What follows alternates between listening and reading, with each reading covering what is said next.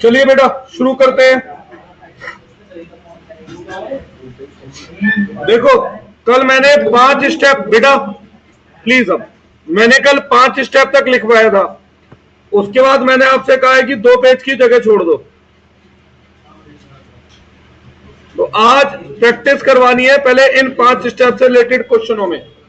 आज मैं जितने क्वेश्चन करवाऊंगा, अगर यकीन कर सके तो यकीन करना मिनिमम 7 नंबर का पेपर आएगा इसमें से, जितना मैं आज छुड़वाऊंगा।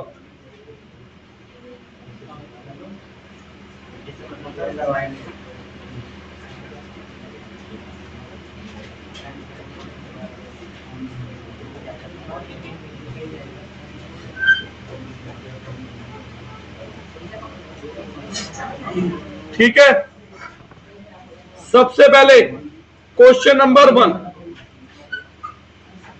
बैलेंस शीट दे रखी है।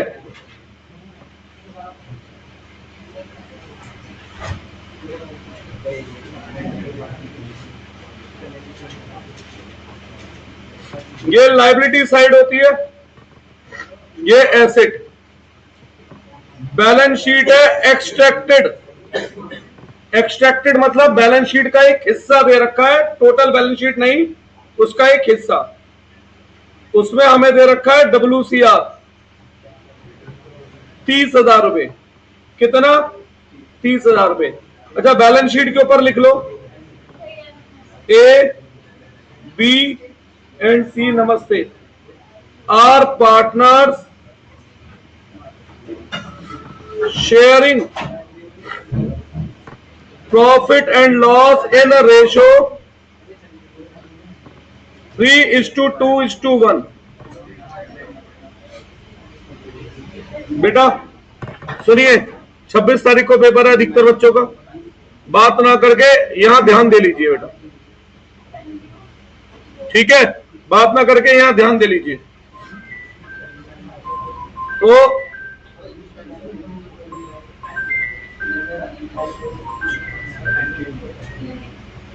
हेलो हेलो, हाँ बेटा,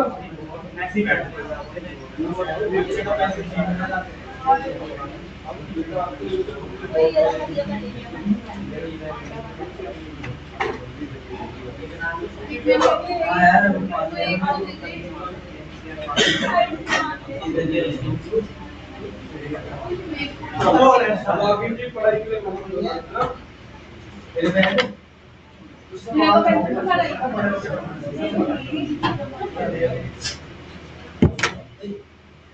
बेटा देखो मेरी एक बात सुनो, मैं 5 मिनट के लिए रिकॉर्डिंग रोक देता हूं।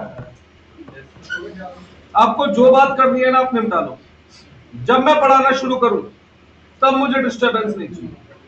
जिसको जो बात करनी है निपटा लो, मैं टाइम दे रहा हूं। क्योंकि अब मैं आज की क्लास में जो पढ़ाने जा रहा हूं, मैं आपसे बार बार कह रहा हूं, मिनिमम 7 नंबर का पेपर में वो दिखेगा, मिनिमम 7 नंबर का वो दिखेगा आज एक सिंगल क्लास का। और ये बोर्ड एग्जाम की भी बात कर रहा हूं मैं, और अभी आपकी अभी की भी। तो ध्यान से अगर पढ़ लोगे तो आपकी मेरे लिए दोनों भी अच्छा है। तो ये क्वेश्चन है ABC, पार्टनर है, रेशियो 3:1 है, बैलेंस शीट दे रखी है एक्सट्रैक्टेड। हम नीचे कह रहे हैं पास necessary journal entry in following cases. ऐसे ही कुछ क्वेश्चन कराया होगा स्कूल में, 4-5 केस करवाए होंगे WCR में। पहला, there is no information regarding claim for workman compensation. claim for workman compensation. Second case, when there is no claim for workman compensation. ये क्वेश्चन बुक में भी मिलेगा, पर बुक वाला तो मैं होमवर्क में दूंगा, इसलिए मैं अपनी तरफ से बोल रहा हूं, ठीक है। Third, when claim for workman compensation is ₹30,000. Fourth, when claim for workman compensation is ₹18,000. और fifth, when claim for, एक सेकंड बेटा बस, claim for workman compensation is ₹42,000. ये 5 केस बन रहे हैं और मैंने एंट्री एक ही लिखवाई थी, तो ये तो बहुत जुल्म सा हो गया। कोई जुल्म नहीं है, तुम्हारे लिए उल्टा अच्छा है कि एक ही एंट्री से हम 5 केस करेंगे बजाय 5 बार एंट्री याद करने के। अब आप खुद बताओ, अलग अलग केस में अलग अलग एंट्री याद कर भी लोगे तो दिमाग सच सच बताना एग्जाम में चल जाएगा कब कौन सा केस लगाना है? नहीं, तो एक सिंगल केस बताया मैंने, वो सिंगल केस 5 केस पे लग जाएगा। एक सिंगल एंट्री लिखवाई है, 5 केस उस सिंगल एंट्री से सॉल्व करेंगे। आंसर बुक से मैच कर लेना, जहां से मैच करना है कर लेना बेटा, ठीक है। तो ये क्वेश्चन लिखो, फिर मैं इसे करके दिखा रहा हूं। मुझे आज 3 क्वेश्चन कराने हैं और आप यकीन मानो 3 क्वेश्चन मिनिमम 7 मार्क्स 100% आएंगे, बोर्ड एग्जाम में भी और आपके अभी के एग्जाम में भी। मिनिमम 7 मार्क्स इसमें से, आज की सिंगल क्लास में से।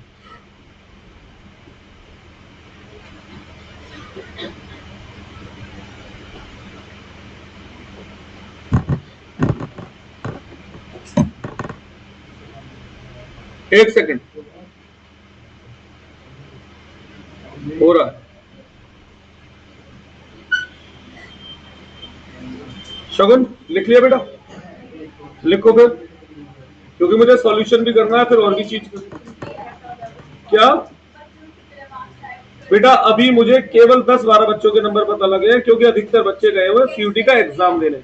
तो अभी तक जो नंबर पता लगे हैं उसमें से अकाउंट में हाईएस्ट 98, इको में हाईएस्ट 97। इको में तो खैर 4-5 बच्चों के 90+ आ गए। अकाउंट में अभी तक जो पता लगे 2 बच्चों के 90+, 5-6 बच्चों के 80s है और 3-4 बच्चे तो आप समझते हैं हर जगह होते हैं जो 70s वाले, पर 60s में भी नहीं है, 70s में है सबके जो बचे हुए भी हैं। मतलब जो बिल्कुल वीक वाले थे ना, वो भी बोर्ड में 50+ में नंबर ले आया 80 में से, अभी जिनके पता लगे। और अधिकतर बच्चे आज गए हुए हैं सीयूटी का एग्जाम देने, तो बहुत सारे बच्चों का मुझे शाम को पता लगे। पर ठीक है, जिन बच्चों से मैं उम्मीद बस भगवान से प्रे कर रहा था पास हो जाए, वो अगर ला रहे हैं 70s में तो बहुत है, ठीक है। चलो देखो बेटा, सॉल्यूशन करता हूं, सुनो मेरी बात। मैंने नोट्स तो लिखवाए थे, बात अलग रही। सॉल्यूशन में एक बार फिर से लिख रहा हूं। हमारी बेस एंट्री है WCR डेबिट 2। कुछ लोग लायबिलिटी लिख देंगे, कुछ लोग क्लेम लिख देंगे, कुछ लोग प्रोविजन लिख देंगे। ये आपके ऊपर छोड़ता हूं, आपको क्या शब्द लिखना है। फॉर वर्कमैन कंपनसेशन, ये मेरी बेस एंट्री है। अब अगर बैलेंस नीचे बचेगा तो पार्टनर में बांटना होता है ओल्ड रेशो में। बैलेंस इन ओल्ड रेशो, यही बताया था ना कल मैंने। और बैलेंस ऊपर बचे तो वो कौन से अकाउंट में ट्रांसफर होता है? रीवैल्यूएशन अकाउंट में। ये मेरी बेस एंट्री है और इस बेस एंट्री से हम 5 केस करेंगे, 5 केस। क्लियर? अगर ढंग से समझ लोगे तो बहुत आसान है, कुछ भी नहीं है, बिल्कुल सीधा टॉपिक है। फी के आपको 4 नंबर दिला देगा, फी के 4 नंबर दिला देगा। शुरू कर दूं क्या? केस नंबर ए, हर बार क्या एंट्री फिक्स है मेरी? WCR debit to liability for workman compensation. मुझे आदत है लायबिलिटी लिखने की, पर मैंने आपको बता दिया है 3 नाम। आप क्लेम लिख सकते हैं, लायबिलिटी लिख सकते हैं, प्रोविजन लिख सकते हैं, ठीक है। अब WCR तो फिक्स अमाउंट रहेगा जो है बैलेंस शीट में। कितना था बैलेंस शीट में? 30,000। 30 था ना। अब पहला केस बताओ, no information regarding claim for workman compensation, कोई इंफॉर्मेशन नहीं है, तो क्या मानू? क्लेम कितना है? 0। कोई इंफॉर्मेशन नहीं है तो क्लेम क्या मानू? कितना है? अब बैलेंस ऊपर बचेगा नीचे, नीचे मतलब डेबिट में बचेगा बैलेंस क्रेडिट, दोनों साइड का टोटल बराबर होना चाहिए ना अकाउंट के अनुसार, क्रेडिट में। तो अगर बैलेंस नीचे बचे तो किस में बांट देते हैं? A capital account, B capital account, C capital account. कौन से रेशो में? और रेशो क्या दे रखा है? तो बांट दो 30,000 को 3:1 में। 15, 10, 5। पहला केस समाप्त।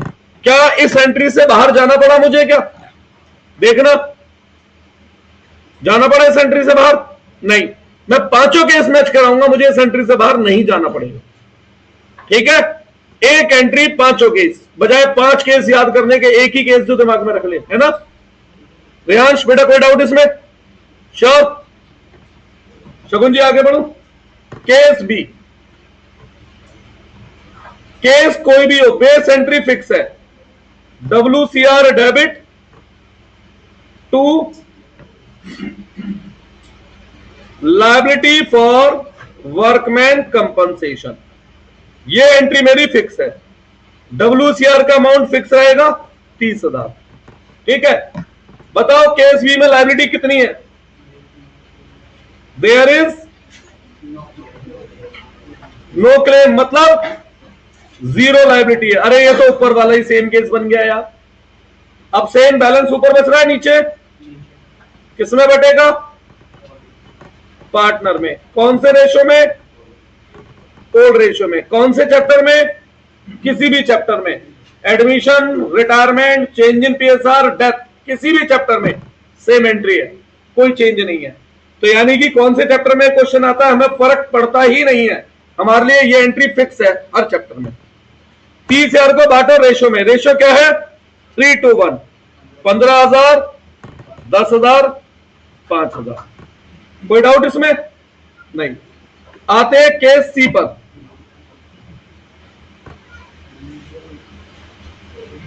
केस सी, केस कोई भी हो, बेस एंट्री एक ही फिक्स है, WCR debit to liability for workman compensation. Base entry fix है।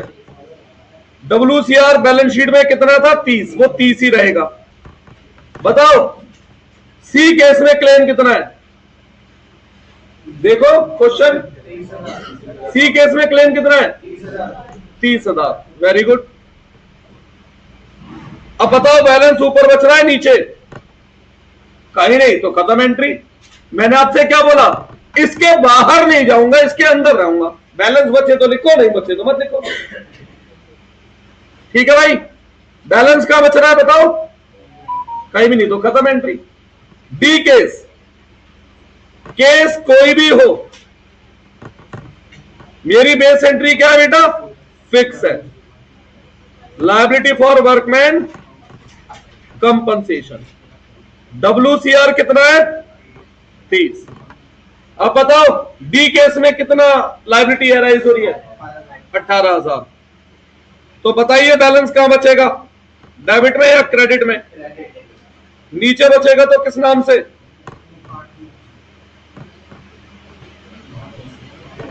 किस रेशो में? कितने रुपए बैलेंस बच रहा है? बांट दो 12,000 को। बताओ कहां में यार अलग अलग 5 केस याद कराने की जरूरत है भाई? है कोई जबरदस्ती 5 केस जबरदस्ती के करा दूं? कोई जरूरत नहीं है, एक single case more than sufficient. और सबसे बड़ी बात, सिंगल केस याद करना आसान है, रिवाइज करना आसान है। 5 केस मतलब कंफ्यूजन, कौन सा वाला कब लगाना है। कोई डाउट है इसमें? ई लास्ट केस 4 नंबर में आएगा ये क्वेश्चन, और गिफ्ट क्वेश्चन है 4 नंबर के लिए। WCR debit to claim for workman compensation. WCR balance sheet में फिक्स है 30। बताओ क्लेम कितना है लास्ट केस में? 42। बैलेंस कहां बच रहा है आपकी बार? डेबिट में बैलेंस बचे तो कहां ले जाना है? और मैंने कल एक बात बताई थी, अगर रिवैल्यूएशन अकाउंट ओपन होगा तो क्लोज भी हो। ठीक है, फिलहाल रिवैल्यूएशन डेबिट है, डेबिट हो रहा है, क्रेडिट हो रहा है, तो क्लोज करने के लिए क्या करूंगा? और अपोजिट में आते हैं पार्टनर। कौन से रेशो में? ओल्ड। रुक गया?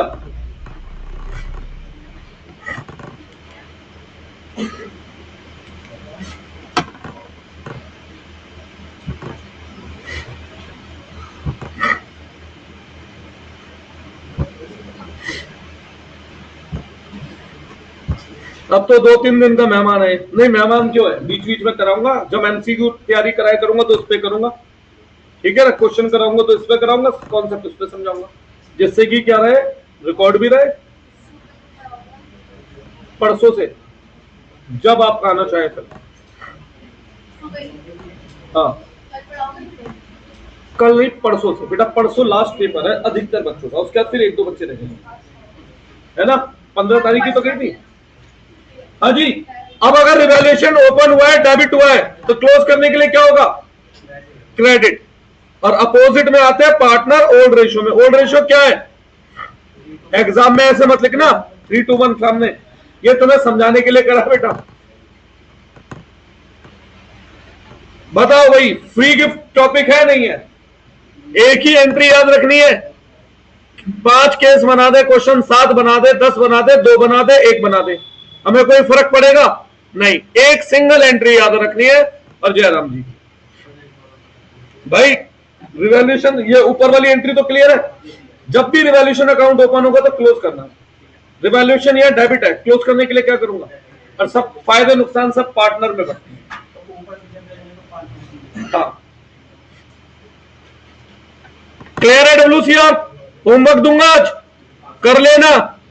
100% 4 नंबर सिक्योर हो जाएंगे बिल्कुल पेपर में।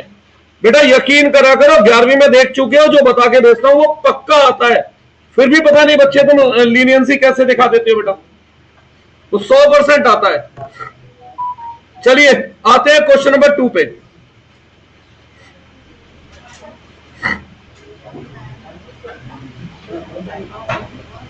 Question number 2, X, Y, Z are partner sharing profit and loss in a ratio 2:2:1 on 1 April 2026 they decide to change their ratio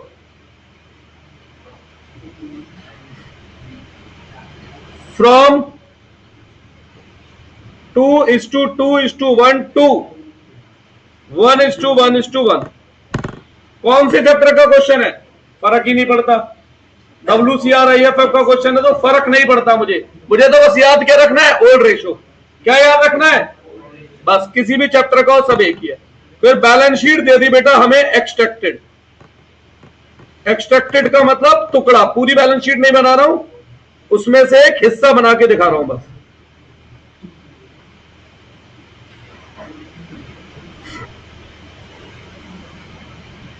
ये लायबिलिटी साइड है, ये एसेट साइड है। यहां दे रखा है इन्वेस्टमेंट फ्लक्चुएशन फंड, IFF लिख दूं, कोई दिक्कत तो नहीं है। 20,000 और यहां दे रखी है इन्वेस्टमेंट 1 लाख। अब क्वेश्चन कहता है नीचे pass necessary journal entry in following cases. Point number 1, there is no information regarding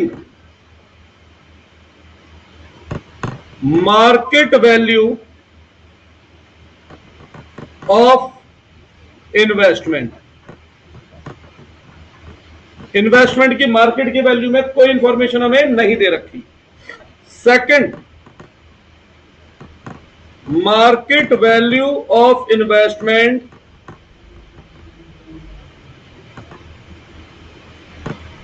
is rupees 1 lakh. Third case, market value of investment is rupees 90,000। Fourth case,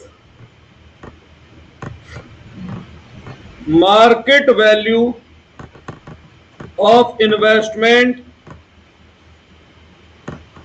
is rupees 80,000। Fifth case, market value of investment is rupees 70,000। और sixth case, market value of investment is rupees 1,20,000। कितने case दिख रहे हैं? 6। तो बताओ 6 बार entry करें या एक केस ऐसा करें कि 6 एंट्री हो जाए? लास्ट क्लास में नोट्स तो लिखवा दिए थे, मैं फिर भी एक बार दोबारा से वो सिंगल एंट्री लिख रहा हूं। ओके, और फिर इसके थ्रू अप्लाई करके दिखा रहा हूं। और रणवीर जी कुछ होमवर्क वगैरह कर लेना, आज दूंगा तो भाई ग्रुप में होना।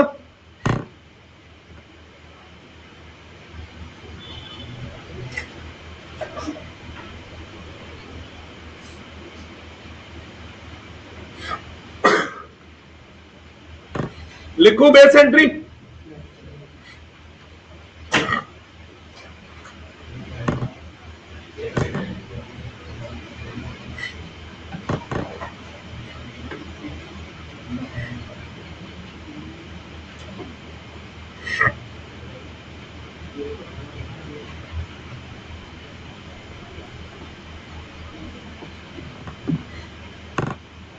लिखिए, देखो बेस एंट्री क्या है, फिक्स है। आईएफएफ मुझे खत्म करना है तो मुझे डेबिट करना ही करना है। इस आईएफएफ पे जो पहला हक होता है वो होता है इन्वेस्टमेंट के लॉस का। किसका? रिमेंबर, प्रॉफिट का नहीं है हक। किसका हक है? लॉस का। प्रॉफिट का हक नहीं है। अब अगर बैलेंस नीचे बचे तो किस में बांट दो? पार्टनर्स में। यहां पार्टनर के नाम शायद चेंज है, कौन से रेशो में? और बैलेंस अगर ऊपर बचे तो किस में बांट दो? वो बांट दो कह रहा हूं, किस में ट्रांसफर कर दो? कौन से रेशो में? रेशो हो गई नहीं, एक ही तो आइटम है। रेशो तो तब होता है ना जब बंटवारा हो। खत्म। और एक बात याद रखनी है, जब जब रिवैल्यूएशन अकाउंट ओपन होगा तो उसे क्या करना होता है? अब रिवैल्यूएशन अगर डेबिट है तो क्लोज करने के लिए और अपोजिट में पार्टनर। बाय चांस रिवैल्यूएशन अगर क्रेडिट हो तो खत्म करने के लिए और अपोजिट में याद रहेगी। बस इस बेस एंट्री को दिमाग में रखो और इसके बेस पे 6 केस कर रहे हैं बजाय 6 एंट्री करने के अलग अलग। सही है? केस 1, केस 1 हो, 2 हो, 3 हो, 4 हो, हर केस में आईएफएफ क्या होना है? और अपोजिट में इन्वेस्टमेंट के नाम से क्या आएगा? लॉस। आईएफएफ कितना था इस क्वेश्चन में? 20,000। देख लो क्वेश्चन में आईएफएफ कितना था। अब देखो इन्वेस्टमेंट कितने की थी पहले, और पहले केस में इन्वेस्टमेंट की मार्केट वैल्यू क्या है? कहां है? 0। तो बता नहीं रखी तो जितनी है उतनी है। इन्वेस्टमेंट एसेट है। इन्वेस्टमेंट क्या है? एसेट है। कुछ नहीं बताया तो इन्वेस्टमेंट 1 लाख की थी और 1 लाख की है, तो इन्वेस्टमेंट में कितना लॉस हो रहा है पहले केस में? 0। भाई तेरी 1 लाख रुपए की इन्वेस्टमेंट थी, आज भी उसकी वैल्यू 1 लाख रुपए है। तूने कहीं किसी कंपनी के शेयर में 1 लाख रुपए लगाए, आज भी 1 लाख के, तो तेरा नुकसान है। मैंने क्या लिखवा है ब्रैकेट में? नुकसान लिखना है। क्या लिखना है? लॉस। लॉस कितना है? 0। मान लीजिए कोई डाउट? अब बैलेंस बताओ, ऊपर बच रहा है नीचे? नीचे बचे तो किस में बांट दो? पार्टनर्स में। कौन से रेशो में? और ओल्ड रेशो क्या दिया है मैंने इस क्वेश्चन में? यार बड़ा टुच्चा सा तो टॉपिक है। हाँ ये टॉपिक कंफ्यूजन देता। अगर मैं ऊपर 5 केस कराता, यहां 6, तो 11 केस हो जाते, तब जरूर दिक्कत आती कि 11 में से कौन सा। और अब तो इतने केस ही नहीं है ना, तो कोई दिक्कत भी नहीं है। पहले केस में कोई डाउट? केस नंबर 2, केस कोई भी हो, बेस एंट्री फिक्स है। IFF debit to investment. IFF में क्या आएगा? आईएफएफ का अमाउंट 20,000 और इन्वेस्टमेंट में क्या आएगा? लॉस। अब बताओ केस नंबर 2 में कितना लॉस है?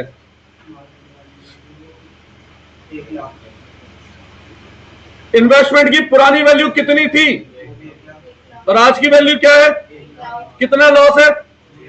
तो ये तो ऊपर वाला सेम केस बन गया भाई, है ना। बचा हुआ बैलेंस बांट दो किसमें? पार्टनर्स में। कौन से रेशो में? ओल्ड रेशो में। ओल्ड रेशो क्या है? 8।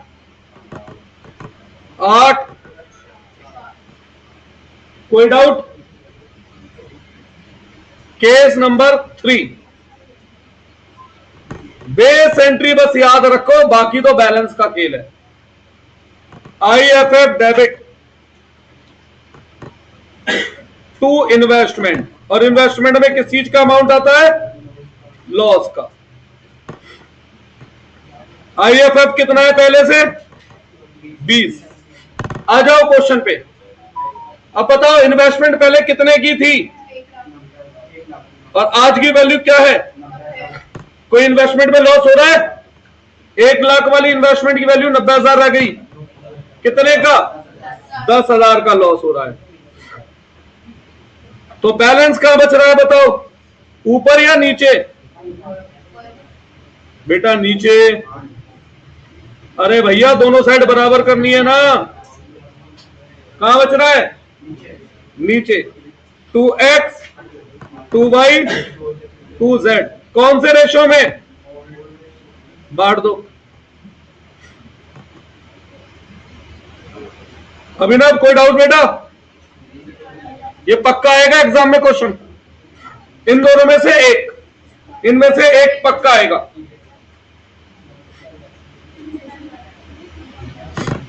हाँ बेटा बोल, मैं बताऊंगा। बेटा मुझसे पूछना आईएफएफ कितना है, मैं वही पूछ रहा हूँ। आईएफएफ कितना है? बोलो। ये तो क्लियर है भाई। 1 लाख की इन्वेस्टमेंट 90 की रहती है। बेटा अब डेबिट का टोटल है 20, क्रेडिट का 10, तो किस साइड होता है? सही है भी नहीं? अभी भी हर केस में आईएफएफ डेबिट होगा और इन्वेस्टमेंट का लॉस क्या होगा बेटा? क्रेडिट। ज्यादा कुछ नहीं है मेरे पास समझाने को, बड़ा सिंपल सा एक तरीका बता रहा हूं। अब सुनो, केस नंबर 4, इन्वेस्टमेंट कितने की थी पहले? 1 लाख और आज की वैल्यू कितनी रह गई? कितने का नुकसान हो रहा है? 20,000 का। अब बैलेंस बताओ, ऊपर बच रहा है नीचे? तो छोड़ दो बस, नहीं बच रहा तो सारा रोल बैलेंस का और कुछ भी नहीं है, कोई अलग केस नहीं है। ठीक है, fifth case, IFF debit to investment. Investment में किसका अमाउंट आएगा? लॉस। IFF कितना है? 20। अब बताओ 1 लाख वाली इन्वेस्टमेंट फिफ्थ केस में कितने की रह गई? कितना नुकसान हो रहा है? 30,000। अब बताओ बैलेंस किस साइड? डेबिट यानी ऊपर की साइड है ना। तो बैलेंस अगर ऊपर बचता है तो किस नाम से लिखते हैं?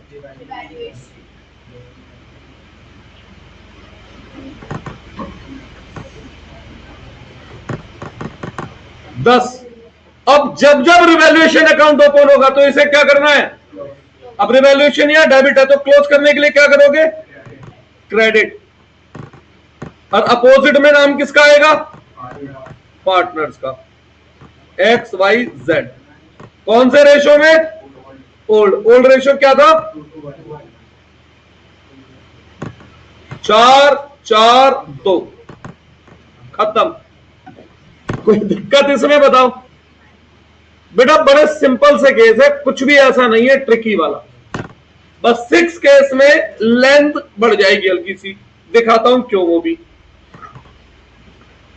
बेस एंट्री हमारी फिक्स है, IFF डेबिट टू इन्वेस्टमेंट। क्या आता है इन्वेस्टमेंट में? IFF कितना है? अब बताओ इन्वेस्टमेंट की वैल्यू क्या हो गई? तो नुकसान या फायदा? और हमें क्या लिखना है वहां पर? नुकसान कितना हो रहा है? नहीं है तो 0, नुकसान नहीं है तो 0। कोई डाउट? बस अब बैलेंस ऊपर बच रहा है नीचे? नीचे बचे तो क्या करना है? किसमें? बांट दो तो। लेकिन अब यहां पर आपको एक बात ध्यान रखनी है बेटा, क्या नया एडिशन है? देखो, जब भी इन्वेस्टमेंट बढ़ेगी तो उसकी भी तो एंट्री करोगे। इन्वेस्टमेंट एसेट होता है लायबिलिटी, इन्वेस्टमेंट एसेट है तो इन्वेस्टमेंट की एंट्री करनी है। एसेट बढ़ता है तो डेबिट क्रेडिट, तो इन्वेस्टमेंट अकाउंट डेबिट टू जितने भी फायदे होते हैं या नुकसान होते हैं वो कहा जाते हैं। कितना फायदा हो रहा है यहां पे इन्वेस्टमेंट बढ़ने से? अब एक बात फिर, जब जब रिवैल्यूएशन अकाउंट ओपन होगा तो उसे क्या करना है? क्लोज। यहां पर रिवैल्यूएशन क्रेडिट है तो क्लोज करने के लिए क्या करोगे? तो रिवैल्यूएशन अकाउंट डेबिट और अपोजिट में कौन से रेशो में? ओल्ड रेशो में। क्लियर है ये केस? तो आज होमवर्क दूंगा, करके लाएंगे जरूर। देखो ऐसा हो सकता है प्री एमएससी में दोनों केस भी दे दें, हो सकता है, पर दोनों में से एक तो आएगा ही आएगा, या तो WCR या IFF। 2 सेट होंगे तो ऐसा हो सकता है, एक के में WCR एक के में IFF। किसी को भी डाउट है इसमें? तुझे भी आगे होगा ये तो श्योर। यही तो केस है स्पेसिफिक रिजर्व के। अब आज का क्वेश्चन नंबर 3 जो वेरी वेरी इंपॉर्टेंट है, ये सारे मैं वो क्वेश्चन लिख रहा हूं जो एग्जाम में इंपॉर्टेंट है और हमारे पहले 5 केसेस से कवर हो गए हैं। कितने केसेस से? 5। Question number 3,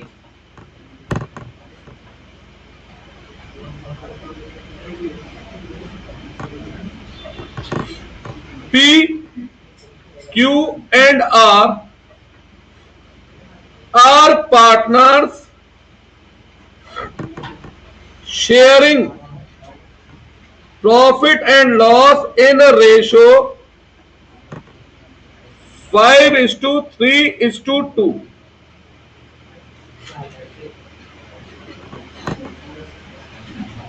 on 1/4/2026 their book shows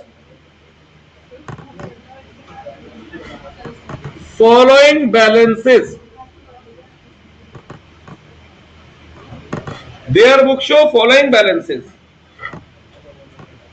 Journal reserve 60,000,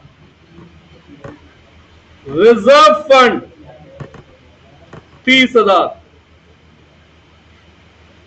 P&L credit 30,000, advertisement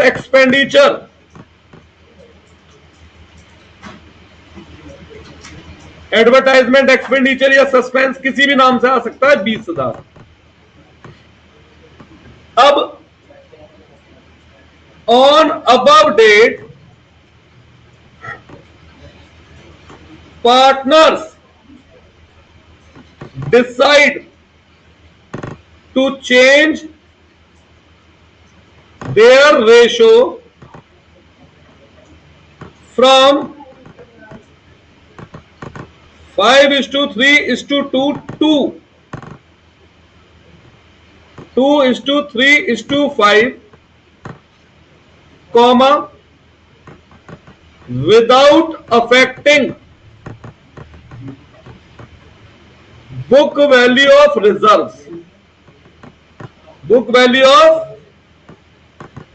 reserve, सारे रिजर्व, मतलब without affecting book value of reserve का मतलब क्या है कि रिजर्व बांटने या नहीं बांटने। भाई बुक वैल्यू छेड़नी नहीं है, मतलब ना तो रिजर्व पर डेबिट करना है ना क्रेडिट, तो रिजर्व बांटने नहीं बांटने, नहीं बांटने। ठीक है, 100% ऐसा क्वेश्चन एग्जाम में दिखने वाला है, 100%, और ऊपर वाले दो में से मिनिमम एक, 100% गारंटी है मेरी ये। ठीक है जी, तो ये वाला क्वेश्चन है, नोट करो। ना दिखे तो चलो 1 महीने की फीस वापस, दिख जाए तो तुम एक की एक्स्ट्रा दे देना, सही है भाई। मैं अगर कुछ छोड़ रहा हूं मुझे मिलना भी चाहिए।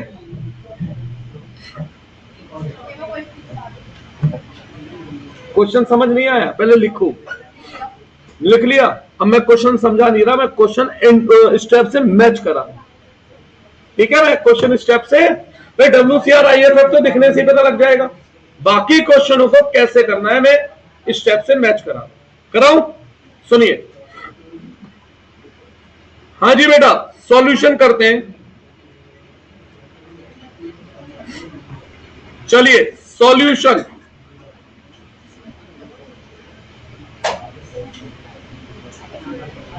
अब कल वाले नोट्स खोल लो सब अपनी कॉपी में, अगर नहीं लिखे तो भूल जाओ, अगले 2 महीने तक चीजें समझ आएंगी। क्या बस उतना ही आया था, उसके बाद अब कुछ नहीं आएगा अगर कल के स्टेप्स नहीं लिखे हैं तो।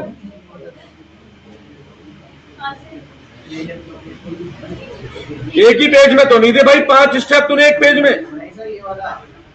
बाबूजी मैंने कहा था पूरे स्टेप, पूरे नोट, ये ना यहाँ से, यहाँ से, यहाँ से।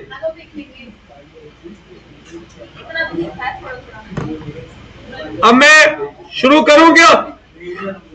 व्यांश लिख के दे नोट्स। ठीक है भाई, तो स्टेप 1 क्या था मेरा, बताओ। पहली बात, ये किस चीज का क्वेश्चन है? चेंज इन PSR, एडमिशन या रिटायरमेंट?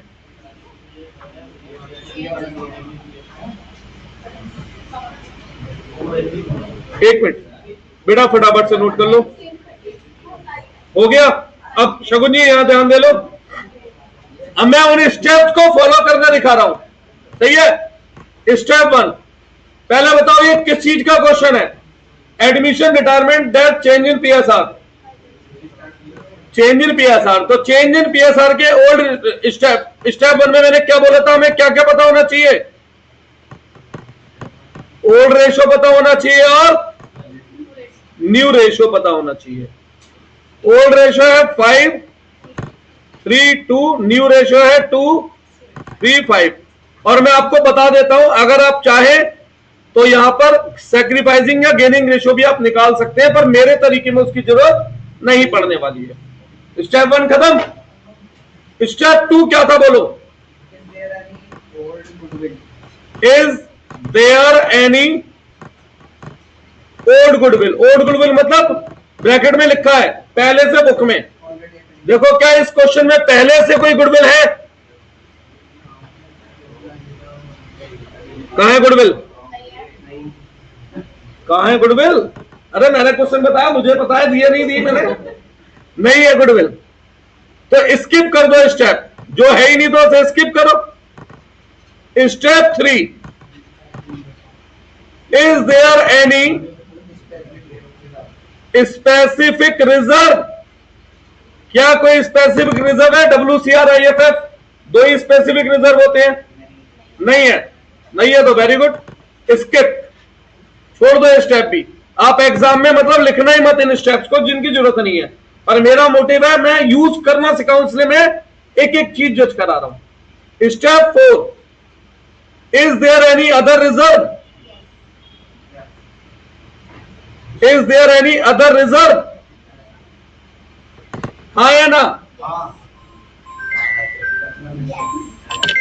एक मिनट बस। हेलो बेटा,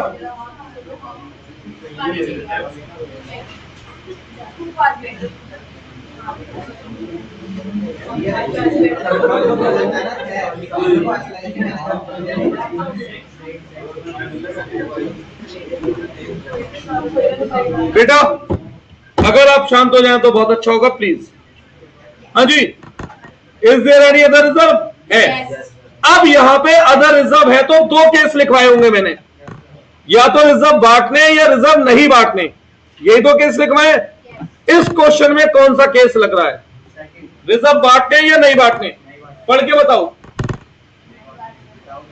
विदाउट अफेक्टिंग बुक वैल्यू, मतलब बुक वैल्यू छेड़नी नहीं है रिजर्व की। तो रिजर्व बांटने या नहीं बांटने? नहीं बांटने। तो मैंने वहां पर आपको क्या लिखवाया है कि जितने पॉजिटिव रिजर्व है उन्हें प्लस करो, ऐसे लिखवाया मैंने, देखना जरा, है ना? तो बताओ ऊपर से पॉजिटिव रिजर्व कौन कौन से दिख रहे हैं? देखो,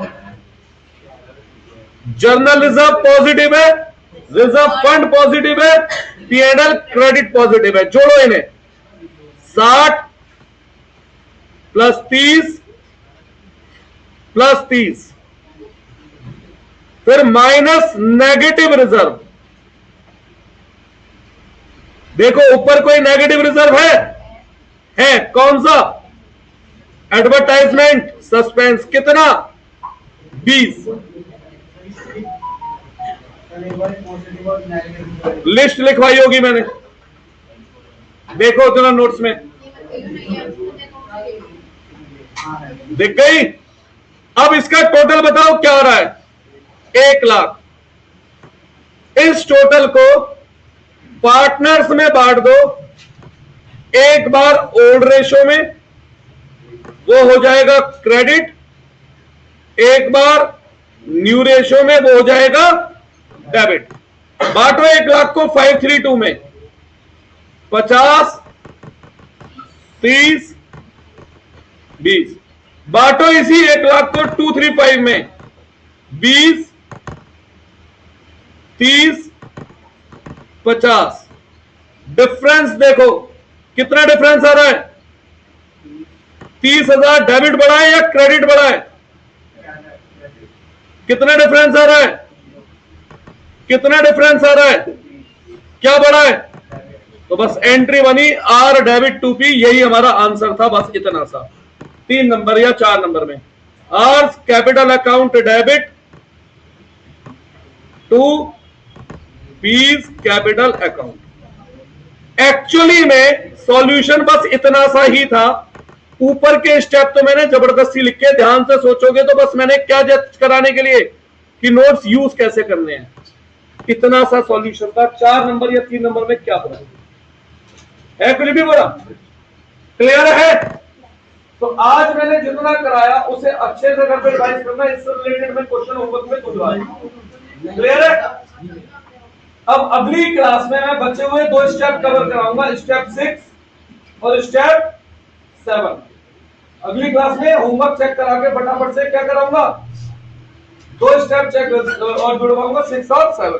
अब बस फिर हम चेंज इन पीएसआर और एडमिशन की प्रैक्टिस शुरू करेंगे। हाँ बेटा ये तो लिखा है, फोर्थ तक भाई, उसके बाद कुछ है ही नहीं। क्या न्यू गुडविल दे रखी है मम्मी, तो खत्म क्वेश्चन भाई। जो गिवन है वही स्टेप तो लगाऊंगा, जबरदस्ती कोई ना 6 के 6 लगाऊंगा नहीं है तो। सही है, तो नेक्स्ट क्लास में बेटा छुट्टी मत करना। अगर ये चैप्टर समझ में आना शुरू हो गया है तो फिर छुट्टी करने का कोई सेंस नहीं बनता।